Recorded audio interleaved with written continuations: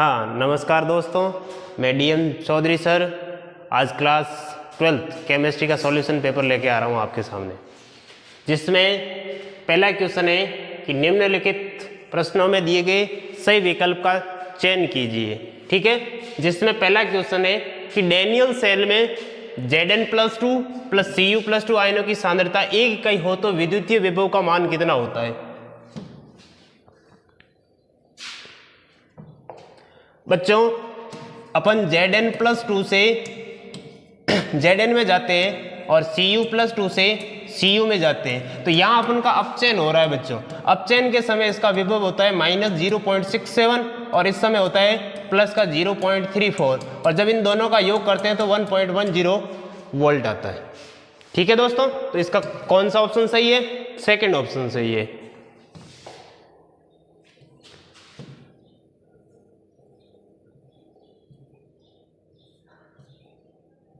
Second question है बच्चों, व्यंजक के 2.303t log R0/RT कौन सी कोटि का समाकलित समीकरण है? जो बच्चों है प्रथम कोटि का समाकलित समीकरण। तीसरा क्वेश्चन है बच्चों,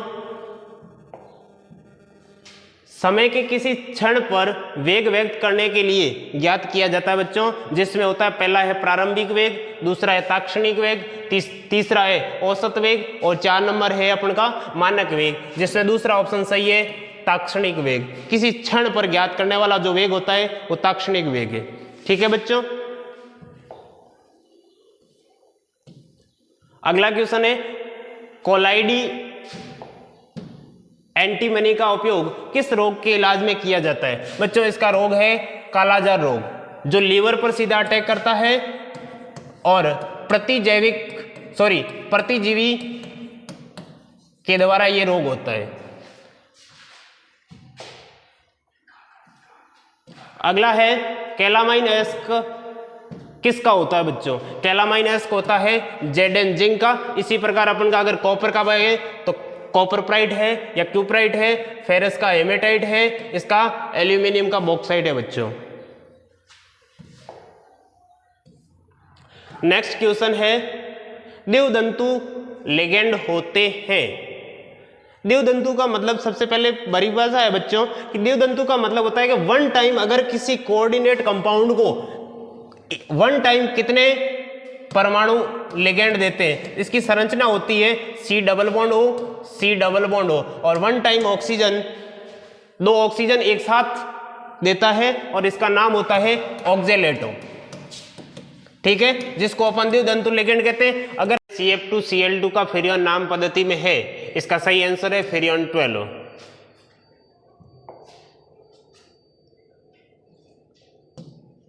अगला क्वेश्चन है क्यूमीन से फिनॉल प्राप्त करने के लिए इस अभिक्रिया में सह उत्पाद कौन सा बनता है?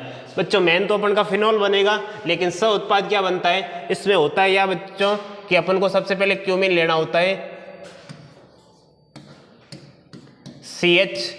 CH और CH3 आइसोप्रोपिल बेंजीन होता है, जिसके साथ में अपन सबसे पहले अभिक्रिया करवाते हैं O2 के साथ में। यहां से बच्चों प्रोक्साइड बनता है, मतलब O और H।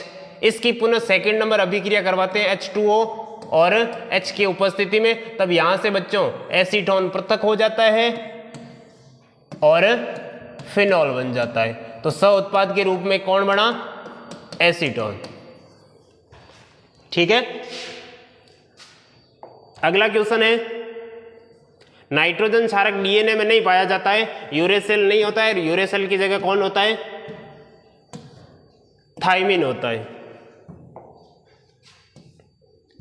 अगला क्वेश्चन है सेकंड नंबर, रिक्त स्थानों की पूर्ति कीजिए। जब मिलाया गया अभिक्रिया की दर को कम कर देता है। अगर कोई पदार्थ अपन मिलाते हैं अभिक्रिया की दर को कम कर देता है तो उत्प्रेरक के स्थान पर उसे अपन कहते हैं उत्प्रेरक विष पदार्थ, जिसका नाम होता है उत्प्रेरक विष। ठीक है बच्चों, सेकंड है अणु की स्पीसीज का किसी ठोस या द्रव की स्थूल की अपेक्षा पृष्ठ पर, मतलब अपन कहते हैं कि जैसे ये बॉडी है, तो ये आपका स्थूल भाग हुआ और ये वाला हुआ पृष्ठ। पृष्ठ पर ज्यादा होगी, स्थूल पर कम होगी, उस समय होता है बच्चों अधिशोषण की घटना। और जब स्थूल और पृष्ठ दोनों पर समान हो उस समय होता है अवशोषण। अगला है विलियमसन संश्लेषण। खाली स्थान की सोडियम एल्कोक्साइड के साथ अभिक्रिया से डाई एल्किल ईथर बनता है। तो इस समय बच्चों अपन लेते हैं एल्किल हैलाइड, मतलब अपन का RX की अभिक्रिया करवाते हैं NaOR, ठीक है, इसकी अभिक्रिया करवाते हैं, ठीक है। तो RX प्लस यहां से अपन को NaOR, मतलब यहां से न्यूक्लियोफिलिक प्राप्त होता है, ठीक है। और Na प्लस और X मतलब अपन को ईथर प्राप्त हो जाता है ROR। इस समय अपन का एल्किल हैलाइड लिया जाता है। अगला है का जलीय विलयन फैलिंग A कहलाता है, मतलब बच्चों कॉपर सल्फेट होता है जिसका जलीय विलयन फैलिंग विलयन के अंदर A होता है। अगला है बच्चों कि छोटे छोटे अपन को क्वेश्चन का एक शब्द क्या एक लाइन के अंदर अपन को क्या करना है, आंसर देना है, ठीक है। तो पहला क्वेश्चन है बच्चों, प्राकृतिक एवं कृत्रिम नाभिकीय क्षय की कोटि होती है बच्चों, इस समय होती है प्रथम कोटि अभिक्रिया। जितनी भी बच्चों कृत्रिम या फिर प्राकृतिक जितनी भी रेडियो एक्टिव क्षय होता है वो प्रथम कोटि के सभी उदाहरण होता है। अगला है बच्चों यूरिया का अमोनिया एवं कार्बन डाइऑक्साइड में प्रयुक्त करने के लिए जो एंजाइम होता है वो यूरियज एंजाइम होता है बच्चों। अगला है बच्चों सुक्रोज को हावर्त संरचना द्वारा, सुक्रोज में बच्चों एक तो होता है अपन का अल्फा डी ग्लूकोज और दूसरा होता है beta D fructose. Alpha D glucose के अंदर बच्चों अपन को संरचना बनानी है जिसमें इस प्रकार की संरचना होती है बच्चों, ठीक है, जिसमें प्रथम कार्बन और सेकंड कार्बन के मध्य होता है, ठीक है ना, प्रथम कार्बन और सेकंड कार्बन, जिसमें इधर से H इधर से O और H एक पृथक हो जाता है और इसके साथ में प्यूरॉन की संरचना आती है फ्रुक्टोज की, ठीक है, जिसमें HCH2OH फिर HOH OH और H और इधर से H और OH ये संरचना बन जाती है, ठीक है। और उसके बाद इधर इसमें प्रथम कार्बन और सेकंड कार्बन फिर H और OH OH और H और OH और CH2OH और H, मतलब अपन को यहाँ से इस प्रकार की संरचना बनानी होती है। ये किसकी है, सुक्रोज की, जिसमें ये अल्फा डी ग्लूकोज की होती है और ये होती है बीटा डी फ्रुक्टोज। इन दोनों से मिलकर C1 और C2 से मध्य जो बंध बनता है उसको अपन ग्लाइकोसाइड बंध कहते हैं और जिससे अपन की सुक्रोज की हावर्त संरचना प्राप्त होती है। अगला है बच्चों वैद्युत अपवन का नामांकित चित्र। बच्चों ये कोलाइडी विलयन में से जो अशुद्धियां दूर की जाती है इसके लिए विधियां हैं। इसमें होता क्या बच्चों कि एक पात्र लेते हैं, उस पात्र के अंदर एक जानतो झिल्ली अपन कह सकते हैं या अपन जलीय विलयन के अंदर डालते हैं, जानतो झिल्ली नामक एक थैली ली जाती है, उसके अंदर अपन कोलाइडी विलयन भरते हैं और उस कोलाइडी विलयन में से अशुद्धियां दूर हो जाती है। इस कारण इसका खास बात यह है कि यहाँ से केवल जो पृथक होती है वो केवल अशुद्धियां ही बाहर जा सकती है, बाकी वाला कोई विलयन बाहर नहीं आता है। अब ये तो होता है केवल अपवन के अंदर। वैद्युत अपवन के अंदर क्या होता है बच्चों, एक तरफ एनोड लगवा दिया जाता है और दूसरे तरफ कैथोड लगवा दिया जाता है और जब विद्युत धारा प्रवाहित करते हैं तो जो अपवन की तुलना में अधिक अशुद्धियां पृथक होती है उसको अपन कहते हैं वैद्युत अपवन। अगला है बच्चों फैन पलवन विधि, मतलब इस समय बच्चों अपन को जो अयस्क है उसमें से जो अशुद्धियां दूर होती है उस समय एक विलोडक लगवाते हैं और विलोडक वो क्या करता है यहाँ से मतलब झागनुमा बनाता है जिससे अशुद्धियां हैं वो हल्के होते हैं, वो ऊपर आ जाते हैं और जल वगैरह ये सारा अशुद्धियां जो भारी होती है वो नीचे रह जाती है और जो अपन का मेन प्रोडक्ट है वो अपन का ऊपर प्राप्त हो जाता है। उसके बाद में अगला है फिनॉल से सैलिसिलिक अम्ल बनाने का केवल अपन को समीकरण लिखना था। पहले भाई फिनॉल, ये अपन का फिनॉल है, फिनॉल के साथ में अपन को अभिक्रिया करवानी होती है फर्स्ट स्टेप में बच्चों NaOH के साथ में और सेकंड होती है बच्चों CO2 और एसिडिक मीडियम में जिसका अपन का सैलिसिलिक अम्ल का निर्माण होता है OH और COH, ऑर्थो हाइड्रोक्सी बेंजोइक अम्ल इसका नाम होता है, ऑर्थो हाइड्रोक्सी बेंजोइक अम्ल, जिसको अपन क्या कहते हैं सामान्य नाम में सैलिसिलिक अम्ल। अगला है बच्चों आइसोब्यूटिल एल्कोहल का IUPAC नाम लिखना। सबसे पहले अपन को आइसो बनाना है। आइसो के लिए क्या होता है, जैसे मैंने कहा CH3 CH और CH3, अगर ये समूह किसी के साथ में जुड़ा हुआ होता है तो इसको अपन कहते हैं आइसो। और अपन के 4 कार्बन है तो CH2 और OH। अब इसका अपन अंकन करेंगे 1 2 और 3। 2 पे अपन को बच्चों मैथिल है तो 2 मैथिल, और उसके बाद में 3 कार्बन युक्त है तो प्रोप, और लास्ट में ऑल जुड़ जाएगा, इसका IUPAC नाम हो जाएगा 2 मेथिल प्रोपेनॉल। अगला है बच्चों बेंजीन डाइएजोनियम क्लोराइड का रासायनिक सूत्र, मतलब केवल अपन को रासायनिक सूत्र लिखना। बेंजीन का मतलब क्या होता है बच्चों C6H5 और बेंजीन डाइएजोनियम मतलब N2Cl। ये होता है केवल अपन का किसका, बेंजीन डाइएजोनियम क्लोराइड का रासायनिक सूत्र। ये बच्चों आपका A पार्ट कंप्लीट हो जाता है। सेकंड पार्ट है बच्चों आपका जिसमें आपको बड़े बड़े क्वेश्चन है। फलक केंद्रित घनीय एकक कोष्ठिका में कुल कणों की अपन को संख्या ज्ञात करनी है कि टोटल किसी एक एकक कोष्ठिका के अंदर कितनी संख्या आती है। तो बच्चों सबसे पहले तो अपन को पता होना चाहिए फलक केंद्रित की संरचना किस प्रकार है। तो फलक केंद्रित का मतलब होता है कि ऐसी घनीय एकक कोष्ठिका जिसमें कण कोनों के साथ साथ फलकों के केंद्र पर उपस्थित होते। कोनों पर तो होते ही है, लेकिन इसके साथ साथ में कहाँ उपस्थित होंगे, फलकों पर, मतलब फलक के केंद्र पर परमाणु उपस्थित होगा। इसका मतलब अपन कहते हैं बच्चों जो कोनों पर उपस्थित होता है, एक परमाणु अन्य 8 परमाणुओं से भागीदारी होती है। तो केवल कितने होते हैं, घन के अंदर 8 कोने और प्रत्येक की भागीदारी कितनी, 1/8, मतलब कुल कण हो गया बच्चों 1। किसकी भागीदारी, केवल कोनों गणों की। अगर अपन बात करें बच्चों अगर फलक केंद्र की, तो किसी फलक से अपन 2 घनीय एकक कोष्ठिका बना सकते हैं। इसका मतलब टोटल फलक कितनी होती है बच्चों 6, और प्रत्येक की भागीदारी कितनी होती है 1/2, तो कितना हो गया 3। मतलब टोटल कुल मिला के अपन के पास में कितने परमाणु बचते हैं बच्चों, 4 परमाणु होते हैं। किसमें, फलक केंद्रित घनीय एकक कोष्ठिका के अंदर। अगला क्वेश्चन है बच्चों पी प्रकार के अर्धचालक को एक उदाहरण देकर अपन को समझाना था। अपन कहते हैं कि जब भी सिलिकॉन या जर्मेनियम के अंदर अगर अपन किसी इस प्रकार की अशुद्धि मिला दे, जैसे मैंने कहा सिलिकॉन है और जर्मेनियम है, जिसके अंदर जैसे मैंने कहा मेरे पास में कोई सिलिकॉन है या जर्मेनियम है, उसके अंदर अगर केवल आपस में जितने भी परमाणु है वो 4 परमाणुओं से जुड़े होते हैं, ठीक है। और उसमें से अगर मैं कहूं कि अगर बोरॉन की फैमिली वाला कोई भी एक तत्व ले आता हूं, तो अगर जैसे मैंने कहा ये बोरॉन फैमिली का तत्व ले आया, तो ये 3 उसके बाह्यतम कोष में 3 इलेक्ट्रॉन होते हैं, वो 3 इलेक्ट्रॉन जुड़े होगा और एक इलेक्ट्रॉन या अपन कहते हैं होल का निर्माण करेगा, जिसके कारण ये आसानी से क्या अशुद्धि प्राप्त कर लेता है, जिससे विद्युत का चालक बन जाता है, ठीक है। अगला होता है क्लोरोबेंजीन से डाइफेनिल बनाने की रासायनिक अभिक्रिया बच्चों, जिसको अपन कहते हैं फिटिंग अभिक्रिया। जिसमें होता है क्या है बच्चों, क्लोरोबेंजीन लेना है, मतलब C6H5Cl ये क्लोरोबेंजीन, उसके साथ में 2 सोडियम लेते हैं और एक और ले लेते हैं जिसमें C6H5 और Cl ले लेता हूं, 2 NaCl पृथक हो जाता है और C6H5 और C6H5 मतलब एक तरह से डाइफेनिल अभिक्रिया का निर्माण हो जाता है, ठीक है, जिसमें वुड्स फिटिंग अभिक्रिया होती है।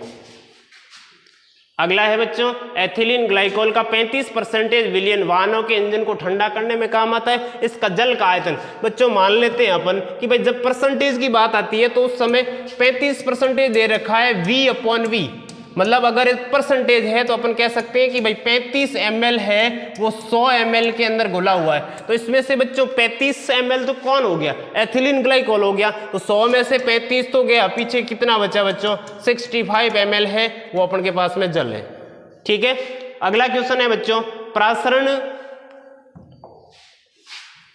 की परिभाषा लिखिए, और प्रासरण की परिभाषा और समुद्री जल के विलवणीकरण में प्रयुक्त विधि का केवल नाम लिखना था बच्चों। प्रासरण का मतलब होता है कि ऐसा विलयन जिसके अंदर एक अर्ध पारगम्य झिल्ली होती है और अर्ध पारगम्य झिल्ली केवल विलायक के कणों को गुजरने देती है, केवल विलायक के कणों को गुजरने देती है और वो भी उच्च सांद्रता से निम्न सांद्रता की ओर विलायक के कण जाते हैं। और जब समुद्री जल के विलवणीकरण में परिवर्तित होती है तो उसको कहते हैं अपन प्रतिलोमन प्रासरण। प्रतिलोमन प्रासरण, जब अपन किसी भी प्रासरण प्रक्रिया होती है उसको विपरीत दिशा में कर सकते हैं, उसको कहते हैं अपन प्रतिलोमन प्रासरण। अगला है बच्चों H2 कोऑर्डिनेशन कंपाउंड है, जिसमें कह रहा है कि कोष्टक PtH2O2Br2 के ज्यामितीय समावयों की ज्यामितीय बनाकर अपन को विन्यास लिखना बच्चों। अगर जैसे मैं कहता हूं कि Pt है, Pt के सारे यौगिक होते हैं वो अंतःकक्षक होते हैं, इसका मतलब इसका जो संकरण है बच्चों वो है DsP2। और जब DsP2 संकरण होता है जिसकी आकृति क्या होती है बच्चों, वर्गाकार आकृति होती है। वर्गाकार आकृति का मतलब है कि ये आपका वर्ग है। अगर मैं सेंटर में Pt रख दूं तो इधर आपका जल है, ये आपका जल है, इधर आपका Br है और ये आपका Br है। यहाँ केवल बच्चों 90 डिग्री के कोण पर है। और अगर इसकी ज्यामितीय समावयता बनाता हूं तो अगली, तो अगर Pt Br और यहाँ अपन को Br को एक बार परिवर्तित कर देना है, Br को यहाँ ले आऊं और एक जल यहाँ लिख दूं और दूसरा जल यहाँ लिख दूं, ये इसकी ज्यामितीय समावयता हो जाती है बच्चों, सिस और ट्रांस। अगला क्वेश्चन है कि निम्नलिखित के IUPAC नाम लिखने, किसके, कोऑर्डिनेशन कंपाउंड के। बच्चों अपन का नियम क्या कहता है कि भाई सबसे पहले अपन को किसका लिखना है, सारे के सारे आपको एक धनायन दे रखा है, ठीक है, एक उदासीन दे रखा है जिसके ऊपर कुछ नहीं है, एक ऋणायन दे रखा है। सबसे पहले नियम होता है कि जब धनायन देते हैं तो सबसे पहले अपन को नाम लिखना होता है लेगेंड का। लेगेंड है बच्चों जल, जल को अपन कहते हैं एक्वा, ठीक है, एक्वा लिख दिया। एक्वा कितने हैं बच्चों, 4 है तो टेट्रा एक्वा। उसके बाद में धातु क्या है, धनायन है तो केवल लिखेंगे कॉपर और इसकी ऑक्सीकरण अवस्था दे रखी है, नाम हो जाएगा कॉपर सेकेंड। सेकेंड नंबर है जिसमें अपन को क्या है, जो आपका गुरु कोष्टक है, गुरु कोष्टक धनायन है और प्रत्यायन कैसा है, ऋणायन है, ठीक है। गुरु कोष्टक है इसका मतलब सबसे पहले लिखेंगे 6 है तो हेक्साएमीन। और उसके बाद में कोबाल्ट, अब अपन को कोबाल्ट की ऑक्सीकरण अवस्था निकालनी, जिसकी निकालनी होती है बच्चों उसका लिखेंगे X प्लस NH3 कुछ नहीं होता 0 प्लस -3 बराबर 0। X बराबर कितना आ जाएगा बच्चों, +3, मतलब कोबाल्ट है वो +3 में है और साथ में क्या है बच्चों, ब्रोमाइड। ये हो गया अपन का इसका IUPAC नाम। अगला है बच्चों FeCN6 -3, मतलब ये पूरा गुरु कोष्टक है बच्चों आपका ऋणायन है। इसका मतलब अब ध्यान रखना है अपन को, पहले अपन धनायन के अंदर बच्चों लिखा था उसमें केवल सीधा धातु का नाम है, अब धातु के अंत में बच्चों 8 आ जाएगा। सबसे पहले लिखेंगे लेगेंड का नाम हेक्सासाइनेटो, ठीक है बच्चों। उसके बाद में फेरस नहीं लिखेंगे, लिखेंगे फेरेट। अब इसकी ऑक्सीकरण अवस्था निकालते हैं, X -6 बराबर -3 और उधर जाएगा तो -3 प्लस का 6, मतलब टोटल बला क्या बोला, +3, मतलब फेरेट है वो किस फॉर्म में है, थर्ड के फॉर्म में। ये इसके क्या होते हैं बच्चों, IUPAC नाम होते हैं। अगला क्वेश्चन है बच्चों हाफमान ब्रोमाइड निम्नीकरण अभिक्रिया पर टिप्पणी नहीं लिखनी है। मतलब होता क्या बच्चों, अपन एमीन से क्या बनाना है, अपन को एमाइड से बनाना है एमीन। तो होता क्या है कि C+O NH2 इसकी अभिक्रिया करवाते हैं Br2 प्लस NaOH के साथ में, और अपन का बनता क्या बच्चों, केवल इसमें 1 डिग्री एमीन ही बनता है, साथ में Na2CO3 बनता है और साथ में HBr बनता है। तो अपन टिप्पणी के लिए लिख सकते हैं भाई कि एमाइड लिया, साथ में ब्रोमाइड लिया और NaOH लिया, अभिक्रिया करवाई, 1 डिग्री एमीन बन गया, साथ में सहोत्पाद बन गया। अगला है बच्चों कारण दीजिए कि ट्राइमेथिलेमीन मेथिलेमीन से कम क्षारीय है। क्यों क्षारीय है बच्चों, कम क्षारीय कि सबसे पहले अपन को है कि ट्राइमेथिल CH3C और N, दूसरा है बच्चों आपका CH3NH2। अब यहाँ बच्चों फैक्टर काम आता है कि अपन कह सकते हैं कि भाई इधर जो आपका N है, N में सबसे पहला फैक्टर है कि CH3 CH3 और CH3। हमेशा अपन को पता है बच्चों एल्किल समूह लगवाता है वो प्लस आई प्रभाव लगवाता है, और एक बच्चों अपन कहते हैं कि कम क्षारीय है। कारण क्यों है? ये कारण कह रहा है कि ट्राई मेथिल एमीन है वो मेथिल एमीन से क्या है, कम क्षारीय, मतलब इधर प्लस आई प्रभाव 3 समूहों के द्वारा लगवा रहा है और इधर कितने के लगवा रहा है, 1 में। अब बच्चों होता क्या है, अपन कहते हैं भाई इसका नियम होता है किसके लिए, एक तो एथिल समूह के लिए होता है और एक किसके लिए होता है बच्चों, CH2 5 के लिए होता है। इसमें बच्चों होता है 213, इसमें 213 और एक में होता है 231। अब अपन कहते हैं मेथिल है, मेथिल का होता है 213 बच्चों, इसका मतलब सबसे अधिक क्षारीय होता है 2 डिग्री, अपन का 2 डिग्री है नहीं। उसके बाद में कौन आएगा, 1 डिग्री आएगा, और उसके बाद में कौन आता है, 3rd डिग्री आता है। अगला क्वेश्चन है बच्चों,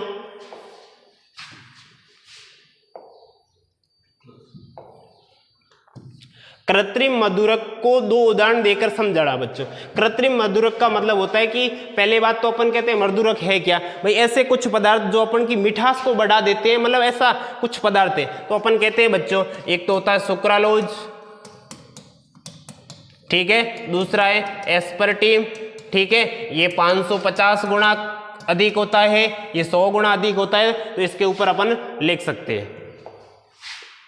अगला है बच्चों, निम्नलिखित में कोई एक उदाहरण देना बच्चों। प्रतिजैविक औषधि, ठीक है, और स्वापक औषधि और प्रति अम्ल औषधि। बच्चों प्रतिजैविक होती है पेनिसिलिन और आर्सिफेन, ठीक है बच्चों।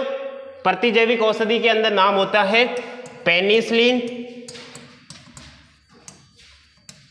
और आर्से, कौन सा होता है बच्चों, एक तो होता है पेनिसिलिन और दूसरा होता है आर्सेफेनिमिन। दूसरा स्वापक होता है बच्चों, एक तो आप मॉर्फिन लिख सकते हो और दूसरा आपका कौन सी लिख सकते हो, हेरोन लिख सकते हो, ठीक है। तीसरा है बच्चों प्रति अम्ल, जिसके अंदर होती है बच्चों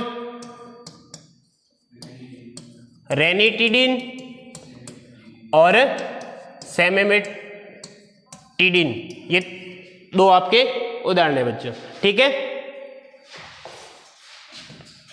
अगला है बच्चों स्वार्ट्ज अभिक्रिया का एक उदाहरण देना है। स्वार्ट्ज अभिक्रिया मतलब एल्किल हैलाइड के साथ में अपन को अभिक्रिया करवानी है। केवल बच्चों होता है क्या, हेलोजन का ट्रांसफर होता है, तो CH3Br लिखा, इसके साथ में AgF के साथ में सिल्वर फ्लोराइड के साथ में अभिक्रिया करवाएंगे तो ही स्वार्ट्ज अभिक्रिया होगी। अगर किसी दूसरे के साथ में करवाएंगे तो फिंकरस्टाइन अभिक्रिया होगी। इसका मतलब केवल यहाँ अपन के हेलोजन का ही ट्रांसफर होता है बच्चों। इसका मतलब बनेगा नया प्रोडक्ट CH3F और साथ में बनेगा AgBr, इसको अपन कहते हैं स्वार्ट्ज अभिक्रिया।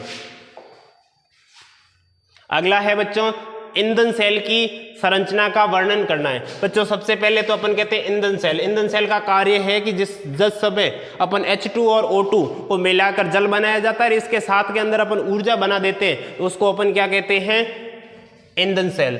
ईंधन सेल का मतलब क्या होता है कि जब अपन कहते हैं कि एक बंद बॉक्स लिया जाता है और बॉक्स के अपन ऊपर इस तरफ और इधर से O2 प्रवाहित की जाती है, इधर से H2 प्रवाहित किया जाता है और 2 इलेक्ट्रोड होते हैं, ठीक है, और इधर से जल निकलता है और इलेक्ट्रॉनों के माध्यम से यहाँ विलयन भरा होता है और आसानी से अपन ऊर्जा, विद्युत ऊर्जा प्राप्त कर सकते हैं। ये होता है अपन का ईंधन सेल की संरचना का वर्णन। अब अपन कहते हैं ईंधन सेल का नामांकित चित्र बना दिया। अब अपन को वर्णन करता है होना क्या है, एक तरफ से हाइड्रोजन लेते हैं प्रवाहित करते हैं, एक तरफ क्या होता है O2 लेते हैं और जल बाहर निकलता है, इलेक्ट्रोडों के माध्यम से अपन की ऊर्जा भी बन जाती है, जो बिना किसके सहायता से, मतलब आसानी से ऊर्जा भी बन जाती है, बिना प्रदूषण के अपन का निर्माण हो जाता है। अगला है बच्चों Cu+2 आयन के लिए पर चक्रण मात्र में चुंबकीय आघूर्ण की अपन को क्या करनी है, गणना करनी है बच्चों। सबसे पहले तो अपन को Cu का, अगर अपन को इलेक्ट्रॉनिक विन्यास नहीं आता है तो केवल कॉपर का लिख दो बच्चों। कॉपर का क्या होता है, लास्ट वाला 3D10 4S1। अब अपन को बनाना क्या बच्चों, Cu+2 का लिखना है ना, इसका मतलब 3D10 और 3D10 4S1 था, इसमें से एक इलेक्ट्रॉन यहाँ से गायब कर दो, एक इलेक्ट्रॉन यहाँ से गायब कर दो, मतलब Cu+2 क्या बढ़ेगा बच्चों, 3D9 बढ़ेगा, ठीक है। अब 3D9 का मतलब कितने सिंगल इलेक्ट्रॉन है, अगर D के अंदर बच्चों कहूँ 1 2 3 4 5 6 7 8 और 9। सिंगल इलेक्ट्रॉन कितना बच्चों? सिंगल इलेक्ट्रॉन है 1, मतलब n का मान अपन को कितना प्राप्त हुआ है? n का मतलब हुआ 1। अब अपन का फॉर्मूला क्या होता है परचक्रण निकालने का? परचक्रण निकालने का होता है फॉर्मूला बच्चों √n प्लस 2। n का मान कितना है बच्चों? n का मान 1, 1 प्लस 1 मतलब कितना हुआ बच्चों? 1 इंटू 2 मतलब √2 का मान होता है 1.41। अपन का किसका आ जाएगा? इसका परचक्रण आघूर्ण का मान बोर मैग्नेट्रॉन। अगला क्या बच्चों? इसी के अंदर अगला क्वेश्चन है अपन का कि Zn CdHg व Cn संक्रमण तत्व नहीं है, क्योंकि बच्चों संक्रमण तत्व होने के लिए अपन की पहली कंडीशन है कि n-1 d कक्षक के अंदर अयुग्मित इलेक्ट्रॉन होने चाहिए। क्या बच्चों? अयुग्मित इलेक्ट्रॉन होने चाहिए। और ये जो बच्चों सारे के सारे जो है वो 3 मतलब सबसे लास्ट वाले 12वें वर्ग के तत्व है, अपन जिसको कहते हैं Zn Cd और Hg, जिसका 3d बच्चों पूरा भरा हुआ है, कोई भी अयुग्मित इलेक्ट्रॉन नहीं है, n बराबर 0 है, इसलिए इसको अपन कहते हैं संक्रमण तत्व नहीं है। इसी के अंदर अपन कहते हैं कि पीतल का मिश्र धातु बच्चों कॉपर प्लस जिंक, ये पीतल का क्या होता है बच्चों? मिश्र धातु होती है। अगला क्वेश्चन है बच्चों अल्प घनत्व पॉलीथीन व उच्च घनत्व पॉलीथीन। अल्प घनत्व का मतलब है बच्चों लो डीपी, LDP, लो घनत्व लो डेंसिटी पॉलीथीन। इसमें बच्चों होता है क्या है कि लगभग 1000 से 2000 एटमॉस्फेयर और 350 से लेकर 570 केल्विन पर इसको ऑक्साइड और प्रोक्साइड की उपस्थिति में गर्म करके अल्प घनत्व पॉलीथीन बना सकते हैं। लेकिन उच्च घनत्व में होता क्या है 6 से 7 एटमॉस्फेयर दाब होता है, और जिसमें 333 केल्विन से 343 केल्विन पर अपन किसके तसिगलर नट्टा उत्प्रेरक की सहायता से बच्चों गर्म करते हैं, जिसको अपन क्या कहते हैं? उच्च घनत्व पॉलीथीन कहते हैं। तो ये मेनली मतलब अंतर हो गया कि अल्प घनत्व पॉलीथीन और उच्च घनत्व पॉलीथीन। अगला है बच्चों समबहुलक और सबहुलक के अंदर अंतर क्या होता है? समबहुलक का मतलब होता है बच्चों कि ऐसा बहुलक जिसमें एक सारे एकलक हो। कैसे एकलक हो? एक सारे एकलक हो, उसको अपन कहते हैं समबहुलक। और सबहुलक का मतलब होता है जिसमें एकलक अलग अलग हो, जिसमें एकलक अलग अलग हो, जिससे बहुलक बना हो, उसको अपन कहते हैं सबहुलक। तीसरा है बच्चों प्राकृतिक बहुलक और संश्लेषित बहुलक। ऐसे बहुलक जिनका प्राकृतिक एकलकों से निर्माण हुआ है, किससे? प्राकृतिक एकलकों से, उसको अपन कहते हैं प्राकृतिक बहुलक। और जिनका जैसे ब्यूना एस है, ब्यूना एन है, ये संश्लेषित बहुलक है, जिनका एकलक भी किस प्रकार के? संश्लेषित एकलक है। अगला बच्चों है पायरोफॉस्फोरिक अम्ल और साइक्लोट्राइमेटाफॉस्फोरिक अम्ल का संरचना सूत्र लिखना बच्चों अपने। पायरोफॉस्फोरिक अम्ल का मतलब होता है H2P2O7, मतलब double bond oxygen OH OH, P double bond oxygen OH और OH। ये तो बच्चों है पायरोफॉस्फोरिक अम्ल का रासायनिक सूत्र। दूसरा होता है बच्चों संरचना सूत्र, किसका लिखना है अपन को? ट्राइमेटाफॉस्फोरिक अम्ल। इसमें होता है बच्चों P ऑक्सीजन, फिर P, फिर ऑक्सीजन, फिर P ऑक्सीजन और P। यहाँ से double bond oxygen OH, P double bond oxygen OH, double bond oxygen और OH। इसका सामान्यतः अपन सूत्र लिखते हैं बच्चों HPO3। ठीक है बच्चों। और इसका जो अथवा क्वेश्चन है वो है कि पर ऑक्सो डाइसल्फ्यूरिक अम्ल, मतलब इसका केवल बस उल्टा दिया इसने H2SO7, जिसमें होता है क्या बच्चों? S डबल बॉन्ड ऑक्सीजन,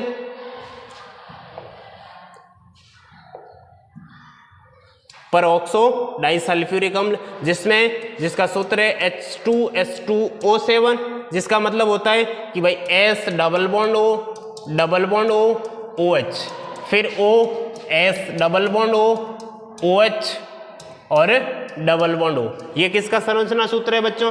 पर ऑक्सो डाइसल्फ्यूरिक अम्ल। परऑक्सो डाइसल्फ्यूरिक का मतलब होता है इसके अंदर 2 बंध लगवाने। पायरोसल्फ्यूरिक अम्ल का मतलब होता है बच्चों केवल इसमें एक ही ऑक्सीजन लगवाना है। ये तो होता है बच्चों इसका फॉर्मूला। अगर अपन कहते हैं H2S2O7 है, इसका मतलब केवल एक ही ऑक्सीजन आता है जिसका संरचना सूत्र होता है। अगला है बच्चों, अपन ने कहा कि विषम लम्बक स्कंदक व एकम लगा, इसका बच्चों पहला अंतर इसको कह सकते हैं अपन अल्फा सल्फर भी बोलते हैं इसको, पहला अंतर। दूसरा इसका बीटा सल्फर भी बोलते हैं। इसका S8 होता है बच्चों, S6 होता है। अगर इसको मैं 369 केल्विन पर गर्म करता हूं तो 58 किस में बदल जाता है, 56 में बदल जाता है। और दूसरी बात, अगर इसको वापस कूल डाउन कर देता हूं तो ये वापस किस में बदल जाता है, 58 के अंदर बदल जाता है। अगर श्वेत फास्फोरस व लाल फास्फोरस के अंदर अगर अंतर बात करें तो ये बच्चों जो होता है वो रवेदार होता है और मुलायम होता है। पहला अंतर, ये जो आपका लाल फास्फोरस होता है ये रवेदार होता है और हल्का ठोस होता है। दूसरा अंतर होता है बच्चों ये जहरीला होता है और ये जहरीला नहीं होता है, इसके अंतर है बच्चों। अब अपन का लास्ट क्वेश्चन है बच्चों कि एक अभिक्रिया दे रखी है CH3CHO, तनु OH के साथ में अभिक्रिया करना है, जल पृथक करना है, X और Y अपन का पहचानना है। सबसे पहला बच्चों इसकी ये अभिक्रिया है कैसी, ये अभिक्रिया है बच्चों एल्डोल संघनन।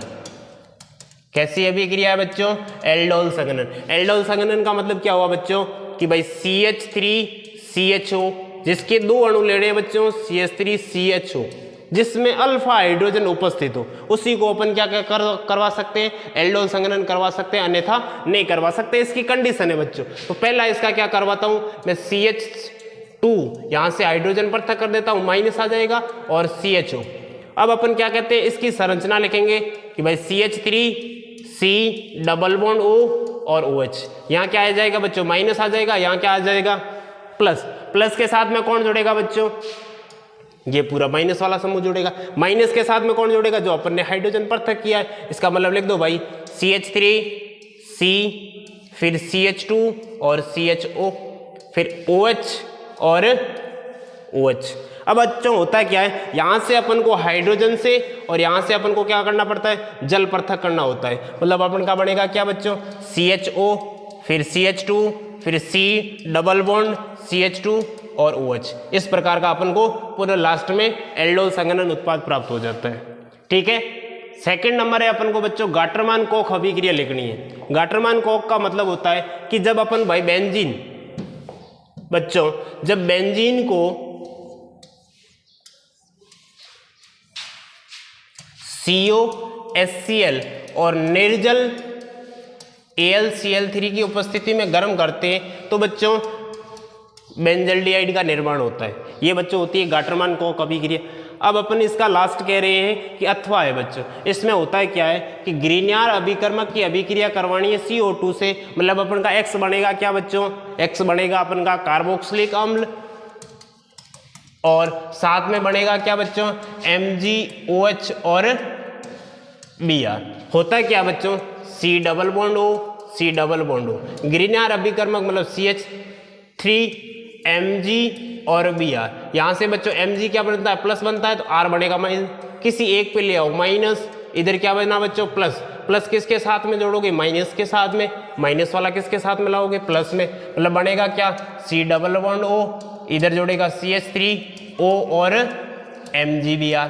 इसका अपन पुनः बच्चों जल अपघटन करवाएंगे तो H प्लस और OH माइनस। H प्लस मतलब माइनस और प्लस, यहाँ आ जाएगा OH और ये पूरा बन जाएगा MgBr OH। मेन प्रोडक्ट तो ये मतलब सह उत्पाद ये बन जाएगा और साथ में क्या बनेगा CH3C डबल बॉन्ड O और OH कार्बोक्सिलिक अम्ल।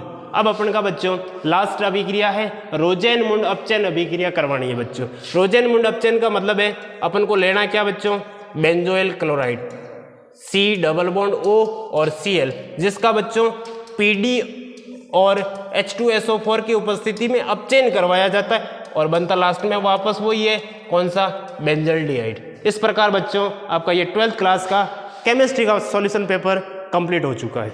धन्यवाद।